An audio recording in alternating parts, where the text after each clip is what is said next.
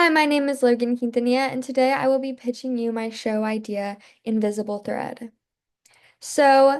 This would be an 8-episode scripted drama mystery series, and it explores how far the human brain would go to protect itself. The show setting would be Montana during the 1970s. So, a little plot overview. The story revolves around a teenage girl named Daphne Wells. After witnessing the death of her mother, Daphne is sent to live with her uncle, who she's never met and didn't know that she had. Her uncle lived in the remote country and very quickly begins to abuse Daphne. Daphne meets another girl, Celine, on the property, and they become really good friends. Daphne and Celine escape together, and on their journey to safety, Celine mysteriously disappears. Daphne hunts for Celine with a homeless boy she meets, Jude. The show includes serious themes such as severe abuse, mental health struggles, and suicide. This is a twisted show examining how far a person will go to protect themselves. So first, we're just going to jump in with a really quick character analysis. So our lead protagonist, Daphne Wells, she's a strong, determined, yet haunted young girl. She would be about 16 years old, have darker skin with brown eyes and brown hair. She is a young girl with sweet young features, but also tough and sharp features. I think a good actress for this would be Ariana Greenblatt. She was in the Barbie movie that came out a few years ago. The secondary protagonist, Celine, a witty, kind, and smart girl who always tries to offer her support and look out for Daphne, although she's very mysterious and secretive. She's 17 years old and she's extremely pale with dark circles under her eyes. She has light blonde hair and colored eyes. She is hauntingly beautiful with innocent features. So, a possible actress would be McKenna Grace. She was in Young Sheldon and on recent seasons of The Handmaid's Tale. Supporting protagonist, this is Jude. Jude knows how to survive and look out for himself. He's extremely street smart and resilient, also extremely kind and protective, also around the 16 to 17-year-old age range. He has shaggy brown or black hair with intense dark eyes, a handsome yet rugged look. A possible actor would be Louis Patridge. Here are some of the supporting characters. Lillian Wells is on the top. This is Daphne's mother, warm, loving, and kind. Then we have Kane Wells in the middle, very hot-head, aggressive, and distant, has that rugged, mean look about him. And then we have Diane Wells, which is her Daphne's aunt, Kane Wells' wife. She's extremely timid and skittish, and looks very isolated. So now we're going to be jumping into each of the episodes and a little plot overview and then a summary of everything that's going to be happening in these episodes and this whole series. So, first, episode 1 would be called Blood Ties. After the unexpected death of her mother, Daphne Wells is sent to live with her estranged uncle. So, Daphne Wells is a normal, happy teenage girl living with her mother. Her father split before she was born, and she's never met any other family. Daphne and her mom, Lillian, are extremely close. One day, Lillian suffers an unexpected heart attack in front of Daphne. Lillian's death is extremely traumatic for Daphne, considering that she has no other family to raise her. Daphne begins to enter the foster care system, but while waiting to be placed in a home, a couple comes forward, claiming to be Daphne's uncle and aunt. The husband, Kane Wells, claims to be Lillian's estranged older brother. The couple lives a few towns over in the remote country. Kane's identity checks out, and Daphne is sent to live with him. So, this episode really starts the whole drama mystery. We see this extremely traumatic event. The show starts off on a very happy and light note, showing how the kind of household that Daphne was in with Lillian and the love between this mother and daughter, and how everything just kind of gets ripped away from Daphne when her mother dies. And now she's sent to live out with these people that she has no idea anything about them, has never even heard about them before, could be complete strangers, all she knows. So now we go into episode 2 at the cellar door. So Daphne's relatives, they begin to show their true colors, and she realizes that things are not quite as they seem. So in the beginning of this episode, the living situation starts off on an okay foot, but there is definitely this unsettling, intense energy within the house. Since it is the summer, Daphne, she's not in school and she spends most of her days working on her uncle's land. They just have her doing chores all day. She's not around anyone else. She can't talk to anyone. She's extremely isolated and alone. Daphne really begins to notice that something is off between the couple, but she can't really place her finger on it. Very eerie and ominous. And since the death of her mother, Daphne has been having these very intense nightmares that are anxiety induced and oftentimes completely are centered around her mother and reliving that moment of her mother's death. One night, she has a very particularly bad nightmare and has a screaming episode inside this small farmhouse. It wakes up Cain, who is in this drunken rage, and this night begins his abuse towards Daphne, both emotionally and physically. About a week later, Daphne has another very bad nightmare, causes her to scream, and this time Daphne is woken up by a physical attack from Cain, a very harsh one, and she is beaten and dragged out of the house and she's thrown into this underground cellar. Cain is just completely outraged and worsens his attack. And after a little bit, he leaves Daphne down there in this dimly lit cellar, and she's extremely scared. And she begins to look around and take in her surroundings. And in the last shot, she looks over and she finds another teenage girl in that cellar with her. So this episode just completely leaves leaves the audience on a cliffhanger. Like, what? There's another teenage girl living down here? Like, completely adds some new depth to the story. What is going on with this aunt and uncle? What is happening here? What is this unsettling, strange energy? So, Episode 3, Doe in the Woods. Due to Daphne's entanglement with Celine, she must make a life-changing decision. So, as since the abuse starts, it just begins to rapidly uptick. It just grows and grows and grows. And as it grows, Daphne spends more and more of her time forced in this dark, dirty cellar. Daphne begins to grow very close with this other girl, the girl that we meet at the end of episode 2, and her name is Celine. The girls often daydream of a future where they might escape. Daphne wonders why she never sees Celine above the cellar, but she is told that Celine is not allowed above ground. This episode also reveals that Cain's wife, Diane, is also subjected to endure Cain's abuse. Diane also becomes aware that Daphne is being abused, but she does nothing to intervene or to help Daphne. One evening, due to Daphne's complete exhaustion from all of these chores out in the heat, she falls asleep during her nightly chores. She dreams of being free and visualizes herself breaking out of chains and running through a beautiful field with Celine. And all of a sudden, she is snapped out of it and she's promptly woken up by Celine. And Celine confesses that she has done something very, very bad. And she's afraid that they will get in trouble if she stays. Daphne is taken aback by how frantic she is and the fact that this is the first time she has ever seen Celine outside.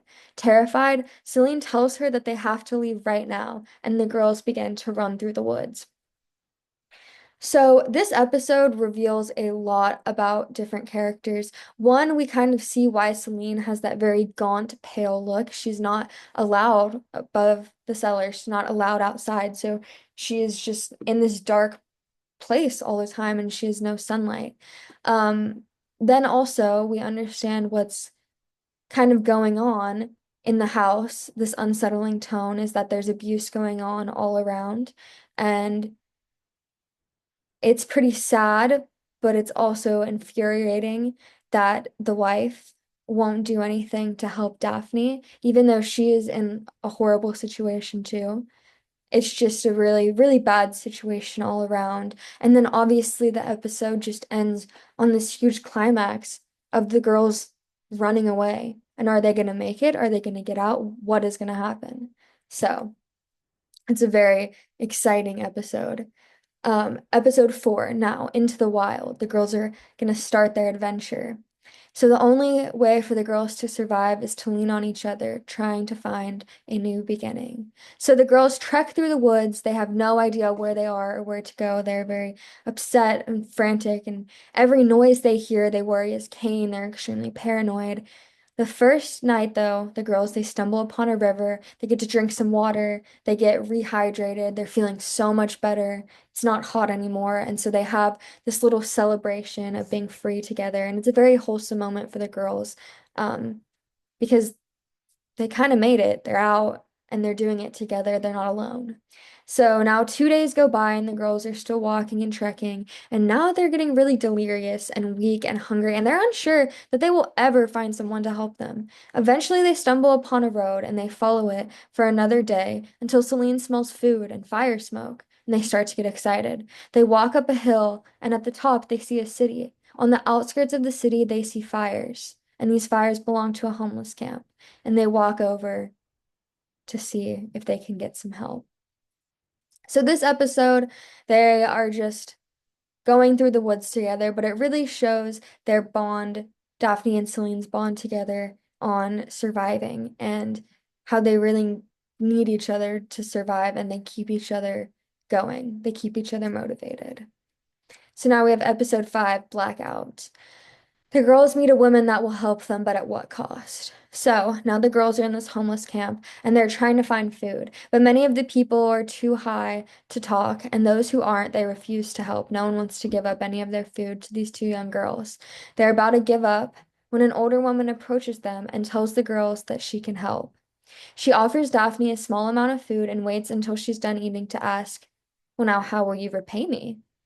The girls have nothing to give her, and all of a sudden they begin to notice that the woman's demeanor completely changes. She goes from this woman who's offering to help them to scary and like she wants something, and now they're not going to repay her, and well, what are they going to do for it? And as they're noticing this change, suddenly a man emerges from this woman's tent behind her, and she turns and tells him that she has something new for him to play with. As the girls are looking at him distracted, the woman quickly pokes Daphne with a needle. The man takes her into the tent, and now there's this blurry montage as he takes advantage of her. Daphne is too high to yell or to move. She wakes up in the same camp, but not where she last was. A boy around her age sits next to her, smiles, and introduces himself as Jude. So this episode is a true roller coaster. We start off um, thinking, okay, the girls are gonna get some help, they're gonna be in a place where they're gonna find some safety, and then it very quickly turns into something that is completely not safe, and Daphne gets taken advantage of in a horrible, horrible way.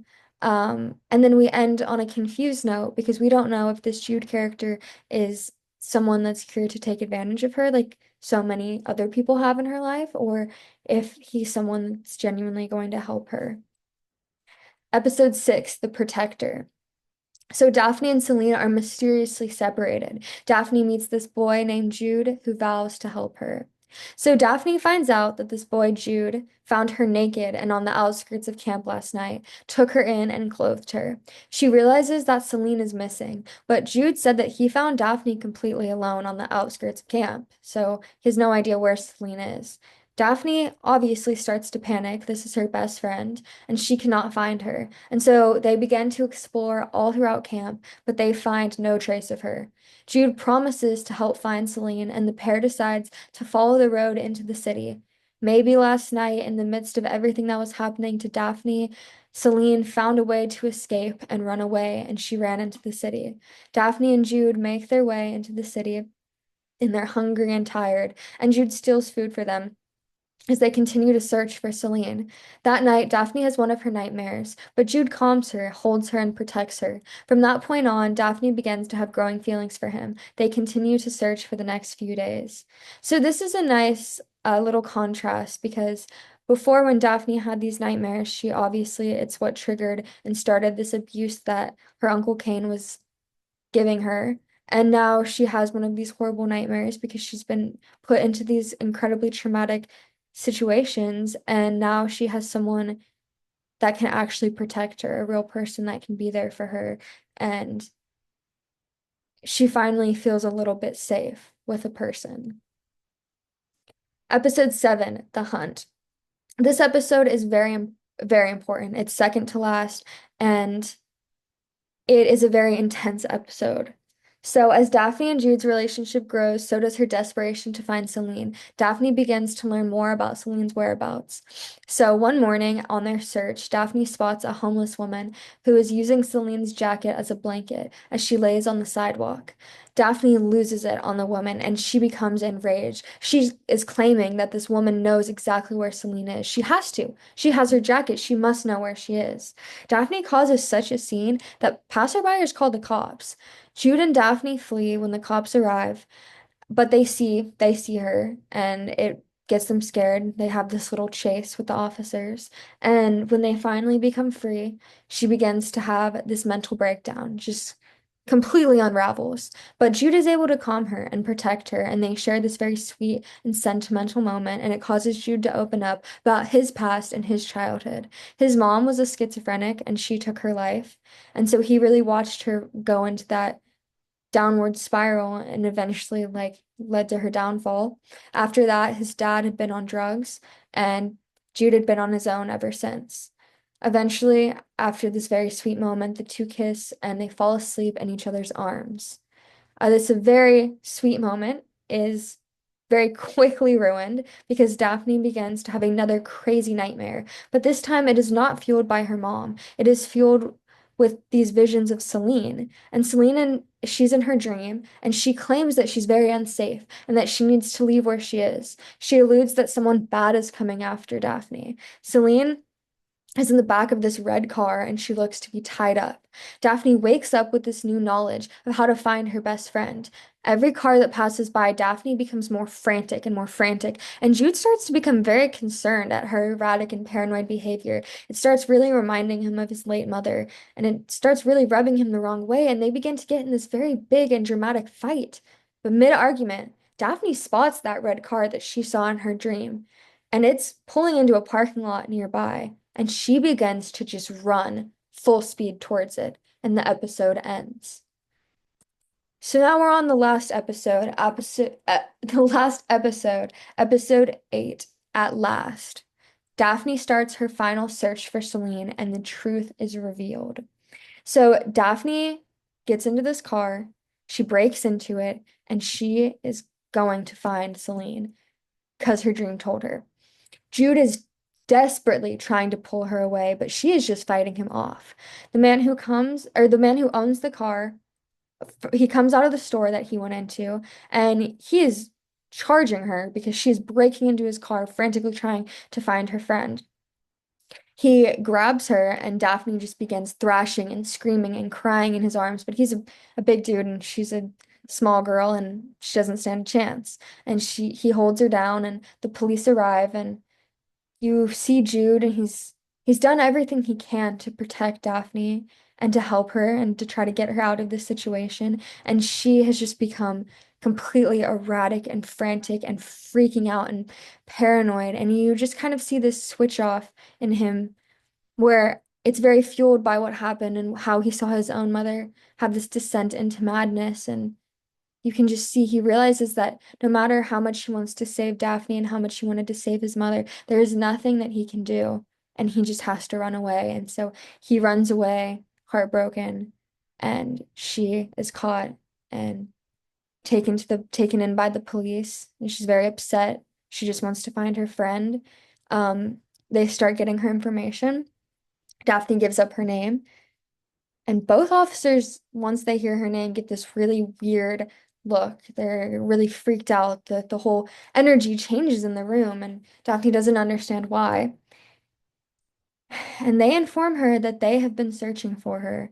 They've been searching for her since the other day when she made such a scene with the homeless woman. They've been searching for her since the whole time that she's been gone, and she's under arrest for the murder of her Uncle Kane and Aunt Diane. She tells him she has no idea what they're talking about and starts to completely freak out and hyperventilate and cry. And then, as the audience, we see a montage that begins to play with many of the previous scenes, and it shows that Daphne has truly been alone this whole time, and Celine has just been in her head, a way for her to cope with the immense trauma that she has suffered. So the last shot is Daphne sitting in her cell. She looks over as Celine sits down with her and holds her hand, and they both smile at each other. So, some key takeaways of that very heavy show. The trauma that Daphne suffered consumes her, and the only way for her to survive is to compartmentalize and create her own reality. The show explores and challenges the viewer's understanding of grief, trauma, and how our brains deal with that, examining the extent that we will go to protect ourselves. So, to just go back a little bit into some of the things um, that might not have been pointed out the first time. So the first time that we see Celine is when Daphne is put into the cellar and she is has just woken up from this extremely traumatic dream and put into more trauma with this abuse that begins to happen, and she's down in the cellar alone and afraid, and it's this first time where she really needs someone else to be there to help her get through this because she can't get through this alone anymore, and now she really is alone down here, and she can't do it. um in this episode, it's very key and it's very cool on the second rewatch because you can really see things that you didn't notice the first time as a viewer. So, one, why Daphne is never allowed above the cellar, it's because Daphne is not real, and Daphne has never interacted, or not Daphne, Celine. Celine is not real, and Celine is never interacted with by any other character other than Daphne. So that's why Celine is never seen above the cellar. Um, Also, in this episode, when Daphne falls asleep during her nightly chores, she dreams of being free and visualizes herself breaking out of chains and running in a beautiful field. And then she's obviously woken up. Celine tells her that she's done something bad and she's afraid if she gets in trouble. So while Daphne's having this dream, it's while she's actually murdering her uncle and aunt for this abuse and for her aunt's complicity in it and the fact that no one's gonna help her and she feels like she's stuck and she's breaking out of these chains, but she's completely blocking it out of her own head. And it's almost like what you see in people with multiple personalities, where they had such an intense trauma that they had to create another personality to help protect themselves and deal with it. And so it's almost as if she's not herself, she's Celine. And so Celine then wakes her up and kind of hides her from everything bad that happens and just says, we need to go. So Daphne knows in her heart that something bad has happened and that they need to run and that they need to escape and get out of there. But she doesn't really know why. She thinks it's something to do with Celine. And I just think that's a really cool episode to look back on and see the complexity of how Daphne's mind was really working to protect themselves.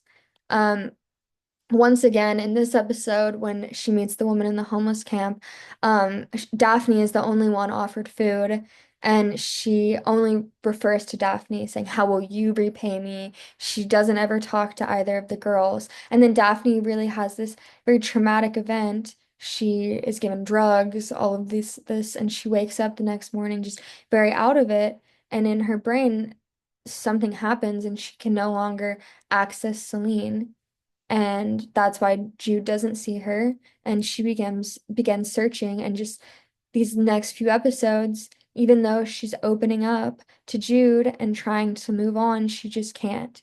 She just has to continually try to escape and escape this reality that is her life. And then even in the very end, after we as the audience know, and Daphne should know that Celine's not real, we see that even in the prison cell, that Celine still is there for Daphne. And even though Daphne is in jail for a double murder, she's happy, she's smiling, she's content because she has this peace that she's created with herself. That is Celine. Um, that's all she really wants. She just wants to be okay with herself and okay with her reality. So then here are a few little Easter eggs that I thought were really cool that also give some double meanings. They're some little history and etymology of the names and why I picked these certain names for the characters. So we have Daphne, the main character, Daphne Wells. So this was from Greek mythology. So Daphne is a nymph in Greek mythology. She fled her pursuer and she turned herself into a tree to protect herself, symbolizing a character who is trapped by her trauma, running from herself. So I think this is like really encapsulating of Daphne that like even though she's running, even though she's trying to get away from everything, she she really is just running from herself and she's trapped. She can't get away from it. It's just an endless cycle and she's just doing anything to soothe herself and make herself feel better. Now we have Selene. Selene is the Greek goddess of the moon, something that is always present but never tangible. Um, I thought that was a really, really cool name. She also kind of reminds me of the moon, how the character looks in my head, but always present but never tangible. She's always there in Daphne's mind, always there as something to comfort her, but she's not real. She's not tangible. Then we have Jude, most famously linked biblically to Judas, who ultimately betrays Jesus, a name with built-in foreshadowing of him walking away. And even though the betrayal is justified, and you can understand why, I mean, Daphne really is having her descent into madness, it still is a betrayal from Daphne's perspective. Now we have Cain, her uncle, the ultimate biblical betrayer, and this instantly is foreshadowing his evilness. And then we have Lillian, Daphne's mother. This symbolizes purity, love, and devotion, but also grief. White lilies are often used at funerals. So this shows her happiness and the mark she leaves on Daphne's life, but also foreshadows her death and the trauma that she ends up giving her because of it. And then the last name, Wells. Um, Wells can symbolize depth, something hidden beneath the surface. I just thought that name really encompassed what this whole show is about.